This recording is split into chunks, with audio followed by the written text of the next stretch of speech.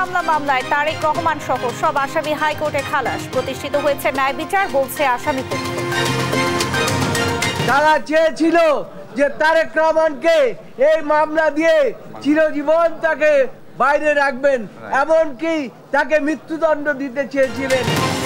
হাইকোর্টের রায়ে সন্তুষ্ট বিএনপি। শিগগিরই দেশে ফিরে দলের হয়ে নির্বাচনে নেতৃত্ব দেবেন তারেক রহমান, বলছেন নেতারা।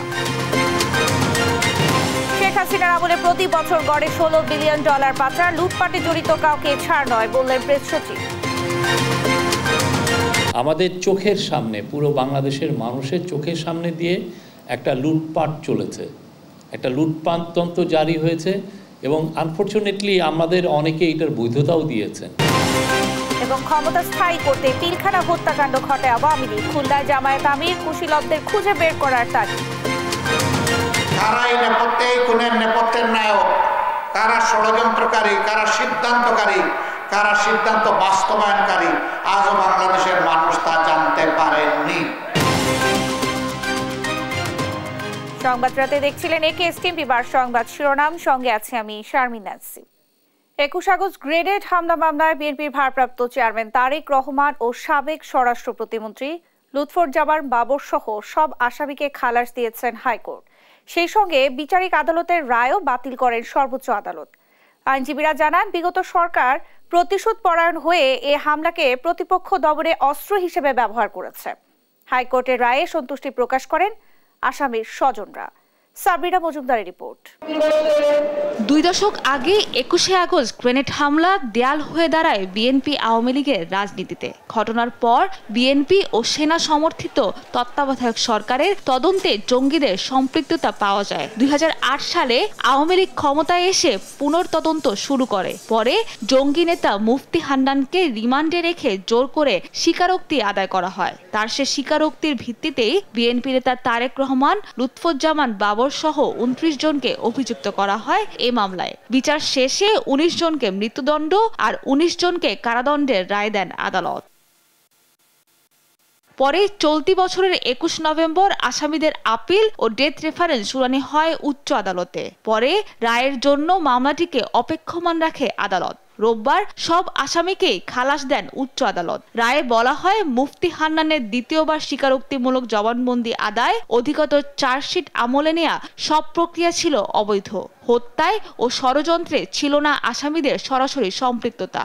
রায়ে সন্তুষ্টি প্রকাশ করেন আইনজীবীরা। আমি এই গত 16 বছর এই মামলার ডিফেন্সে আমি আর্গুমেন্ট করেছি এবং শেষ পর্যায়ে এসে আমার সৌভাগ্য হয়েছিল সমস্ত আসামিদের জন্য আমি আর্গুমেন্ট করেছি। তো এই মামলায় আমরা মাননীয় আদালতের কাছে হাইকোর্ট ডিভিশনের যেই বেঞ্চে এই মামলাটা আজকে নিষ্পত্তি হলো, আমরা কৃতজ্ঞ যে এই ভারতীয় উপমহাদেশে বিগত 400 বছরের ফৌজদারি বিচার ব্যবস্থার ইতিহাসে দ্বিতীয় কনফেশনের উপর ভিত্তি করে এই ধরনের কোনো সাজা কাউকেই দেওয়া হয় নাই। এবং খুবই ইন্টারেস্টিং, 225 জন সাক্ষী নেওয়া হয়েছে। এই 225 জন সাক্ষীর ভিতরে যাদের কনফেশন আছে সকলকেই টিএফআই সেল, যাকে বলা হচ্ছে টাস্ক ফোর্স সেল, এই টাস্ক ফোর্স ইন্টেলিজেন্স সেলে 200 দিন, 220 দিন, 261 দিন পর্যন্ত রাখা হয়েছে আসামিদের। বিএনপির আইনজীবীরা বলেন, জিয়া পরিবারকে রাজনীতি থেকে দূরে রাখতেই তারেক রহমানকে জড়ানো হয় এই মামলায়। গত 2 দশক যাবৎ এই 21 আগস্টের মামলাটা বাংলাদেশের রাজনীতিতে ডমিনেট করেছিল এবং সম্পূর্ণভাবে শেখ হাসিনা এবং আওয়ামী লীগের নেতাদের প্রপাগান্ডার শিকার হয়েছিলেন জনাব তারেক রহমান সাহেব। তারা চেয়েছিল যে তারেক রহমানকে এই মামলা দিয়ে চিরজীবন তাকে বাইরে রাখবেন, এমনকি তাকে মৃত্যুদণ্ড দিতে চেয়েছিলেন। 2004 সালের 21 আগস্ট রাজধানীর বঙ্গবন্ধু এভিনিউয়ে আওয়ামী লীগের সমাবেশে গ্রেনেড হামলায় বিরোধী দলীয় নেত্রী শেখ হাসিনা প্রাণে বেঁচে গেলেও নিহত হন 24 জন। সেদিনের সে ঘটনায় আহত হন আওয়ামী লীগের 3 শতাধিক নেতাকর্মী। সাবরিনা মজুমদার, দেশ টিভি, ঢাকা। গ্রেনেড হামলা মামলায় তারেক রহমান সহ সব আসামির খালাসের রায়ে উৎসব মুখর হয়ে ওঠে আদালত প্রাঙ্গণ। এ সময় উল্লাসে মেতে ওঠেন দূর দূরান্ত থেকে আসা বিএনপি নেতাকর্মীরা। সাবরিনা মজুমদারের আরও একটি রিপোর্ট। 21 আগস্ট গ্রেনেড হামলা মামলার রায়ের পরপরই উল্লাসে ফেটে পড়েন বাইরে অপেক্ষায় থাকা বিএনপির নেতাকর্মীরা। রায়ে সন্তুষ্টি প্রকাশ করেছেন আসামিদের স্বজনরাও। সৃষ্টিকর্তার প্রতি কৃতজ্ঞতা প্রকাশ করেন সাবেক স্বরাষ্ট্র প্রতিমন্ত্রী লুৎফুজ্জামান বাবরের স্ত্রী।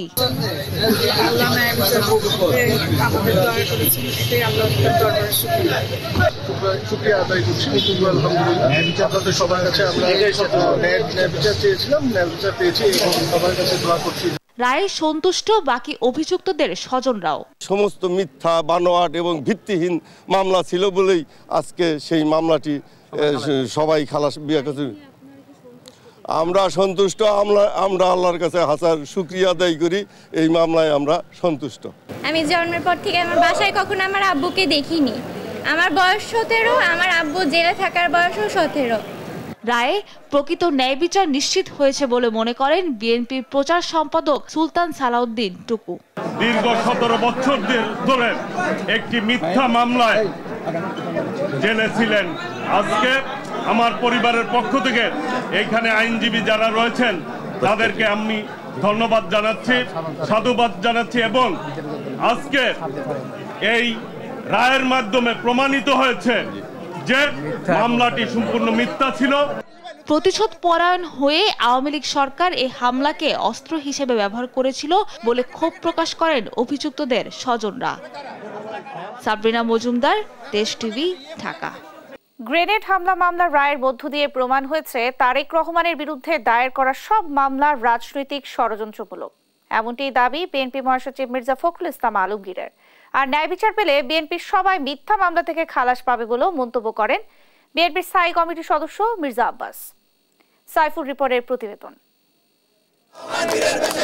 21 আগস্ট গ্রেনেড হামলা মামলায় বিএনপির ভারপ্রাপ্ত চেয়ারম্যান তারেক রহমান, সাবেক স্বরাষ্ট্র প্রতিমন্ত্রী লুৎফুজ্জামান বাবর সহ সব আসামির খালাসের খবরে বিএনপির কেন্দ্রীয় কার্যালয়ের সামনে আনন্দ মিছিল করেন নেতাকর্মীরা।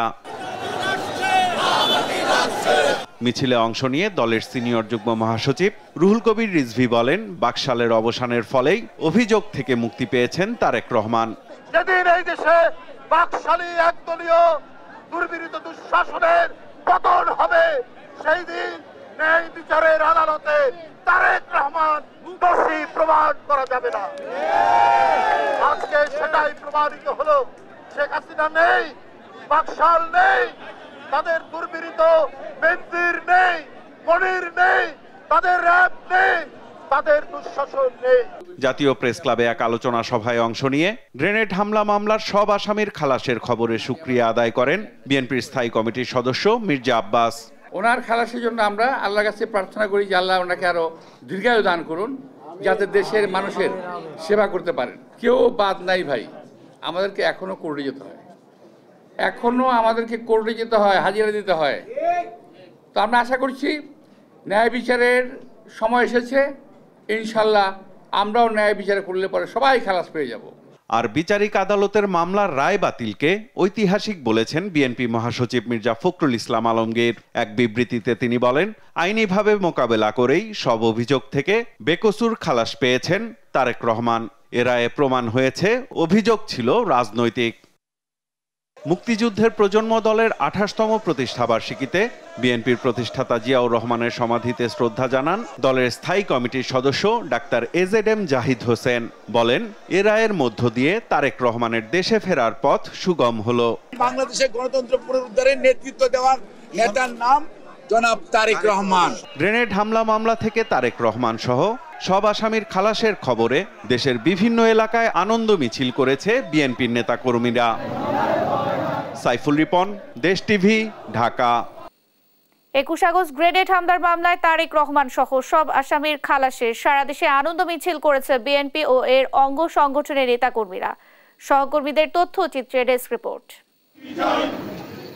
21 আগস্ট গ্রেনেড হামলার মামলায় বিএনপির ভারপ্রাপ্ত চেয়ারম্যান তারেক রহমান সহ অন্যান্য নেতাকর্মী বেকসুর খালাস পাওয়ায় সারা দেশে আনন্দ মিছিল করেছে বিএনপি ও এর অঙ্গ সংগঠনের নেতাকর্মীরা। ময়মনসিংহে সন্ধ্যার দিকে নগরীর বাগানবাড়ি থেকে মিছিলটি বের হয়ে প্রধান প্রধান সড়ক প্রদক্ষিণ করে নতুন বাজার দলীয় কার্যালয়ে শেষ হয়। এ সময় মিছিলটির নেতৃত্ব দেন বিভাগীয় সহ সাংগঠনিক সম্পাদক আবু ওয়াহাব আকন্দ। রায়ের খবরে খুলনায় বিএনপির তথ্য বিষয়ক সম্পাদক আজিজুল বারী হেলালের নেতৃত্বে আনন্দ মিছিল হয়েছে। সন্ধ্যায় খুলনা মহানগর বিএনপি পার্টি অফিস থেকে মিছিল বের হয়ে নগরীর বিভিন্ন সড়ক প্রদক্ষিণ করে। বগুড়ায় দুপুর 2টার দিকে শহরের নবাববাড়ি সড়কে জেলা বিএনপির কার্যালয় থেকে আনন্দ মিছিল বের করেন দলটির নেতাকর্মীরা। পরে মিছিলটি শহরের বিভিন্ন গুরুত্বপূর্ণ সড়ক প্রদক্ষিণ করে আবার দলীয় কার্যালয়ের সামনে এসে শেষ হয়। সেখানে জেলা বিএনপির সভাপতি রেজাউল করিম বাদশার সভাপতিত্বে এক সংক্ষিপ্ত সমাবেশ অনুষ্ঠিত হয়। রায়ের খবর শুনে কুমিল্লার মুরাদনগরে দলের নেতাকর্মীরা মিষ্টি বিতরণ করেন। বিকেলে মুরাদনগর ডিআর উচ্চ বিদ্যালয় মাঠে শোকরানা ও দোয়ার আয়োজন করা হয়। এ খবরে সনাতন ধর্মাবলম্বীরাও মন্দিরে প্রার্থনার আয়োজন করে। এদিকে কুমিল্লা দক্ষিণ জেলা যুব দলের উদ্যোগে মিষ্টি বিতরণ ও আনন্দ মিছিল বের হয়। টুম্পা আফরোজ, নিউজ ডেস্ক, দেশ টিভি। স্বৈরাচার পতনের পর অর্থনীতি পুনরুদ্ধারে 30 অধ্যায়ের 400 পৃষ্ঠার প্রতিবেদন জমা দিয়েছে শ্বেতপত্র প্রণয়ন কমিটি। উঠে এসেছে বছরে অন্তত $16 বিলিয়ন পাচারের চিত্র। রোববার তেজগাঁওয়ে প্রধান উপদেষ্টার কার্যালয়ে এই শ্বেতপত্র হস্তান্তর করেন কমিটির প্রধান ডক্টর দেবপ্রিয় ভট্টাচার্য। বর্তমান সরকারের নানা চ্যালেঞ্জ তুলে ধরে শক্তিশালী লবিস্ট নিয়োগ করে পাচার হওয়া অর্থ ফিরিয়ে আনা, আইন শৃঙ্খলা পরিস্থিতির উন্নয়নের মাধ্যমে বিনিয়োগ নিশ্চিতের পরামর্শ দিচ্ছেন বিশেষজ্ঞরা। হাসান মাহমুদের রিপোর্ট। বিগত 16 বছরের দুর্নীতি ও অর্থনৈতিক অনিয়মের ফিরিস্তি তুলে ধরতে গঠিত কমিটি শ্বেতপত্র জমা দিয়েছে। প্রাথমিকভাবে মূল 29টি প্রকল্প থেকে 7টির ঠিকুজি খতিয়ে দেখার কাজে হাত দেয় শ্বেতপত্র কমিটি। এতে অন্তত 2 লাখ কোটি টাকা অতিরিক্ত ব্যয় হয়েছে বলে তথ্য পেয়েছে কমিটি। এর বাইরে বার্ষিক উন্নয়ন বাজেট এডিপির 23 থেকে 40% পর্যন্ত অপচয় হয় বলে প্রাথমিকভাবে তথ্য পেয়েছে কমিটি। এছাড়া 3 লাখ কোটি টাকা পাচার হয়েছে বলে উঠে এসেছে শ্বেতপত্র কমিটির অনুসন্ধানে।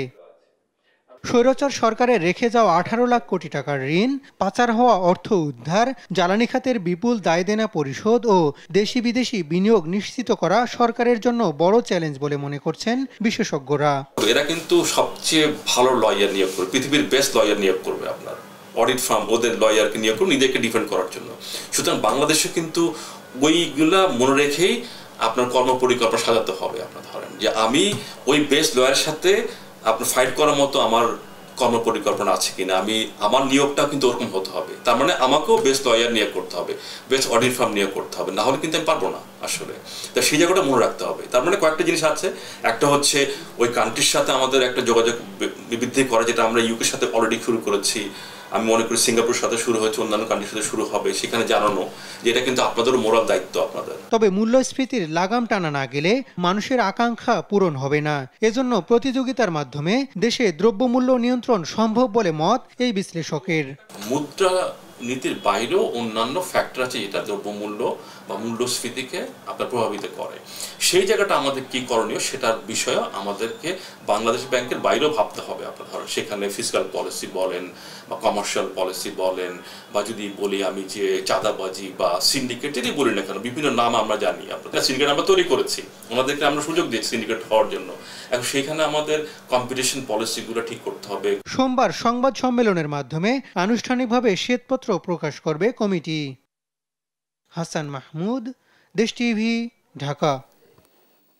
গেল 15 বছরে উন্নয়নের নামে বাংলাদেশে যে লুটপাট হয়েছে এর বিচার অবশ্যই হবে, এমন মন্তব্য করেন প্রধান উপদেষ্টার প্রেস সচিব শফিকুল ইসলাম। রোববার ফরেন সার্ভিস একাডেমিতে এক সংবাদ সম্মেলনে এই কথা বলেন তিনি। জানান, অর্থ পাচারের সাথে জড়িতদের কাউকে ছাড় দেওয়া হবে না, আর বিদেশে পাচার হওয়া টাকাও ফিরিয়ে আনার উদ্যোগ নেওয়া হচ্ছে বলেও উল্লেখ করেন প্রেস সচিব। এ সময় তিনি বলেন, লুটপাটের চিত্র পাঠ্য বইয়ে আসা উচিত যেন পরবর্তী প্রজন্ম জানতে পারে।